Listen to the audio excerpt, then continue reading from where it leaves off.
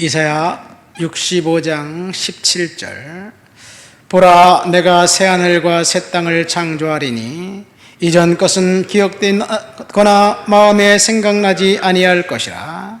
너희는 내가 창조하는 것으로 말미암아 영원히 기뻐하며 즐거워할지니라. 보라, 내가 예루살렘을 즐거운 성으로 창조하여 그 백성을 기쁨으로 삼고 내가 예루살렘을 즐거워하며 나의 백성을 기뻐하리니 우는 소리와 부르짖는 소리가 그 가운데서는 다시는 들리지 아니할 것이며 거기는 날수가 많지 못하여 죽는 어린이와 수완이 차지 못한 노인이 다시는 없을 것이라. 곧 백세 죽는 자를 젊은이라 하겠고 백세가 못되어 죽는 자는 저주받은 자이니라. 그들이 가옥을 건축하고 그 안에 살겠고 포도나무를 심고 열매를 먹을 것이며 그들이 건축한 데에 타인이 살지 아니할 것이며 그들이 심은 것을 타인이 먹지 아니하리니 이는 내 백성의 수완이 나무의 수완 같겠고 내가 택한 자가 그 손으로 일한 것을 같이 누릴 것이며. 아멘. 이사야의 새하늘과 새 땅에 대해서 우리는 본문을 읽었습니다. 특별히 이사야 64장, 65장, 66장 이 석장은 남은 자의 외침으로 불경건하고 패역한 백성들은 벌받게 되지만 남은 자들은 하나님께서 영원히 구원하신다, 이 약속으로 이사야 예언은 끝납니다. 우리가 이사야 65장을 읽었는데 위치적으로 볼 때 남은 자들을 향한 하나님의 특별한 구원 계획이 새하늘과 새 땅에 있다는 내용입니다. 새하늘과 새 땅은 요한계시록 저 뒤 맨 마지막 21장에 나온 것으로 알고 있는데 이사야 선지자 맨 뒤 65장에도 동일하게 나와 있습니다. 그러면 이사야의 새하늘과 새 땅과 계시록의 새하늘과 새 땅은 다른 장소일까요? 다른 곳일까요? 결론적으로 보면 동일한 장소입니다. 메시아의 통치가 임하는 날 이제 성취될 것입니다. 메시아의 통치는 그리스도의 재림 이후에 있을 사건입니다. 이 이사야 선지자가 그 시브리 문학의 섹스피어라고 말할 정도로 유대인들이 가장 즐겨하는 책이 이사야고 가장 신약 성경에서 많이 인용된 책이 이사야 선지자입니다.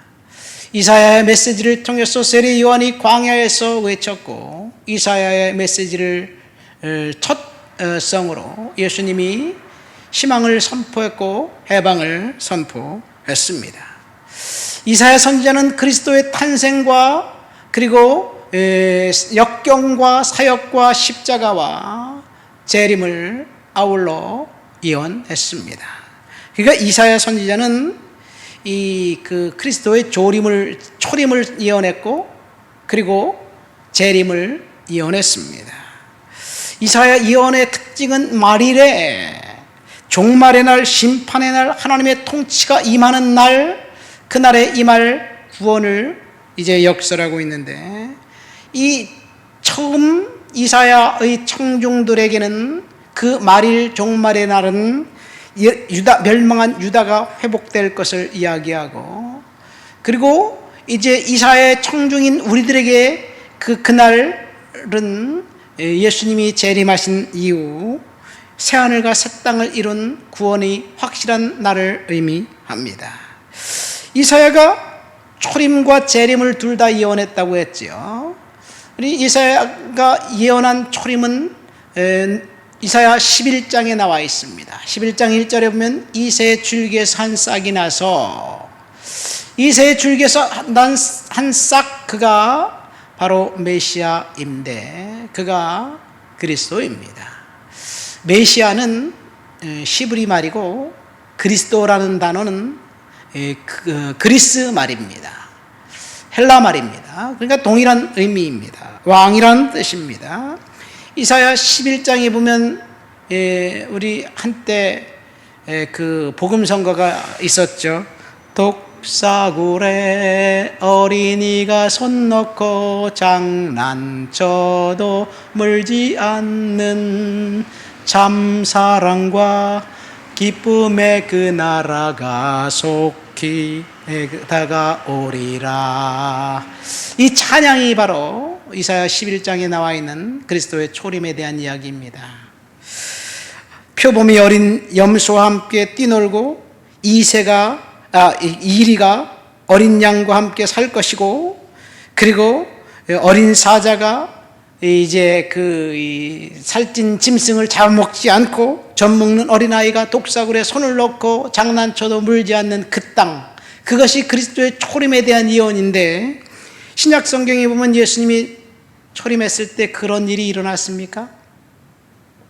아무리 뒤져봐도 그런 일은 없었어요.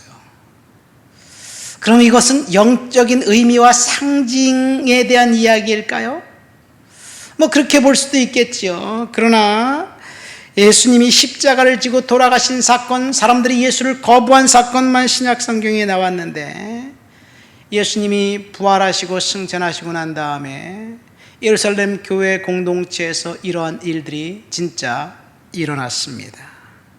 예루살렘 교회 구성원들은 대다수가 가난한 사람들, 과부들이었습니다. 그 이유는 이제 느닷없이 교회가 시작되었기 때문에 그래요. 언제 교회가 시작되었습니까? 오순절 명절 끝날에 이 오순절 명절을 지키기 위해서 흩어져 있던 유대인들이 예루살렘에 왔다가 이상한 광경을 목격하지요. 성령의 강력한 충만과 능력이 임하고 베드로가 설교하자 기적이 나타나고 그런 일들을 보았어요. 그래서 많은 사람들이 명절이 끝나면 본국으로 자기 집으로 돌아가야 되는데 돌아가지 않고 예루살렘에 남았습니다. 여행객들이 돌아가지 않고 남아있다는 이야기는 다 가난뱅이가 될 수밖에 없었다는 이야기예요. 그렇죠? 갖고 온 돈을 다 쓰고 교회에서 하나님 앞에 예배하고 찬양하고 그러다 보니까 어떤 돈으로 먹고 살겠어요? 예루살렘 교회 성도들이 그때 그 상황을 사도행전 4장 32절부터 35절에 이렇게 이야기합니다.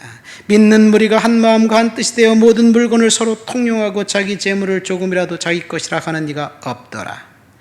사도들은 큰 권능으로 주 예수의 부활을 증언하니 무리가 큰 은혜를 받아 그 중에 가난한 사람이 없으니 이는 밭과 집이 있는 자가 팔아 그 판 것의 값을 가져다가 사도들의 발 앞에 갖다 두고 사도들은 각 사람의 필요를 따라 나눠 주었다. 그러니까 초대교회는 유무상통의 공동체였습니다. 이리와 어린 양이 함께 뛰놀고 곰과 사자가 함께 어우러져 있는 그런 공동체였습니다. 그 부자들은 자신의 재산을 드렸고 가난한 사람들은 몸을 드렸고 시간을 드렸고 그리고 열심히 전도했고 서로 사랑하면서 나누면서 살았습니다. 어느 성경은 이 구절을 이렇게 번역했더라고요. 예루살렘 교회의 부자들은 모두 다 자신의 재산을 교회에 바쳤다. 그래서 거기에는 가난한 사람도 부자도 없었고 공평한 지상 낙원이 되었다. 예루살렘 교회 전통 부유한 성도들은 재산을 하나님 앞에 드렸고 그것을 가지고 골고루 나눠 주면서 같이 살았습니다. 이 일을 좀 더 조직적으로 하기 위해서 사도행전 6장에 가면 7명의 평신도를 뽑아서 이제 그 교회 행정을 이 행정하는 일을 시킵니다. 그 7명의 평신도가 7 집사들이에요. 성경에 집사들이라는 말은 없습니다만 단어는 원어로 볼 때 그렇죠. 어쨌든 제자들은 우리는 기도하는 것과 말씀 전하는 것에 전무하겠다. 그런데 그 아름다운 전통이 깨진 이유는 사도행전 4장에 바나바가 재산을 드렸고 5장에 가서 아나니아 삽비라 부부 사건 때문에 그렇습니다. 어쨌든 이 예루살렘 교회 공동체는 예수님의 초림에 대한 예언, 이사야 예언이 그대로 문자적으로 성취된 교회 공동체였습니다. 사람들의 탐욕이 개입하기 전에 성령 충만한 사람들, 탐욕이 사라진 그 상태에서 서로 돕고 섬기다가 성령 충만을 잃어버린 몇몇 성도들이 탐욕을 품기 시작하면서 사실은 또다시 그 아름다운 공동체는 와해되고 사라졌습니다. 오늘날 교회가 이런 아름다운 공동체를 만들 수 있을까? 오늘날 지상의 교회들이 그런 공동체를 만들어야 되는데 교회가 아니라 기관이 되어버렸기 때문에 메가 처치를 하기 위해서 막대한 돈이 필요하고 교회를 운영하기 위해서 쓸데없는 돈이 필요하다 보니까 그런 것들을 이루지 못하지 않는가 생각되기도 합니다. 어쨌든 성령의 불이 임하자 교회는 이 이사야 선지자가 예언했던 그런 독사굴의 어린아이가 손 놓고 장난쳐도 물지 않는 그런 아름다운 교회가 되었습니다. 이것이 초림 사건입니다. 오늘 본문 재림 사건 때 있었던 일은 본문 이사야 65장 17절부터 20절까지 보면 이렇게 이야기하죠. 내가 새하늘과 새 땅을 창조하리니 이전 것은 기억되거나 마음에 생각나지 아니할 것이다. 새 예루살렘으로 즐거운 성으로 만들 것이다. 그날에는 어린아이가 수완이 차지 못해서 죽는 어린아이가 없을 것이고 100세 이전에 죽은 자는 젊은 자라고 저주받은 자가 될 것이고 모두 다 100세가 넘어서 천수를 누리며 살 것이다. 21절 22절에 보면 자기가 집을 짓고 그 안에 살 것이고 포도나무를 심고 포도 열매를 따먹을 것이다. 그것이 재림에 있을 일들입니다. 그러나 이사야 청중들은 자기가 집을 짓고 그 집을 빼앗겼고 포도나무를 심었으나 그 포도밭을 빼앗겼던 아픈 경험이 있습니다. 이 새 예루살렘, 새 땅, 예수님이 재림하시고 난 다음에 성취될 일들입니다. 그러나 그 새하늘과 새 땅에는 아무나 누구나 들어갈 수 있는 것이 아니에요. 거기 보면 어린 양의 신부로 정결한 예복을 준비하지 못한 자들은 쫓겨난다, 들어가지 못한다 라고 이야기하고 있습니다. 마태복음 22장 13절 말씀 보세요. 혼인잔치에 비유해서 예복을 입지 않은 자는 손발을 묶어 이제 밖으로 내쳐라. 어두운 가운데서 슬피 울며 이를 갈미 있으리라. 혹독한 심판을 이야기합니다. 이 정결한 예복은 그리스도의 보혈로 죄-씻음 받은 것을 이야기하고 있습니다. 죄-씻음 받은 자만 들어간다는 이야기. 오늘 이사야 선지자의 새하늘과 새 땅도 동일합니다. 아담과 이브가 죄 때문에 에덴 동산에서 쫓겨났습니다. 새하늘과 새 땅은, 새 예루살렘은 아담과 이브가 빼앗긴 에덴 동산을 의미하기도 합니다. 그것은 죄 때문에 아담과 이브가 쫓겨났다면 죄를 용서받은 사람들은 다시 그곳에 들어갈 권능을 하나님이 주실 줄 믿습니다. 오직 예수 그리스도 한 분만, 그분을 통해서 우리의 죄와 허물이 사함받고 용서된 사람은 새하늘과 새 땅에 들어간 축복을 얻게 될 줄 믿습니다. 말씀을 맺습니다. 이사야 선지자의 새하늘과 새 땅은 요한계시록의 새하늘과 새 땅과 동일합니다. 이사야 선지자가 예언한 그리스도의 초림은 독사골의 어린아이가 손을 놓고 장난쳐도 물지 않는 그곳은 교회 공동체에서 반드시 성취되어야 할 일들입니다. 우리 교회 공동체가 예루살렘 교회 공동체처럼 서로 돕고 섬기며 나눠주는 공동체가 될 때 이사야가 예언한 이 초림의 공동체가 반드시 이루어질 줄 믿습니다. 재림의 공동체는 예수 그리스도의 보혈의 은혜로 죄를 용서받은 사람들만 재림의 공동체에 들어가게 됩니다.